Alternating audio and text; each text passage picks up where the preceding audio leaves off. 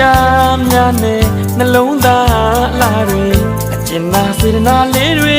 မေတ္တာပွားပွားစုလေးမင်္ဂလာရှိသော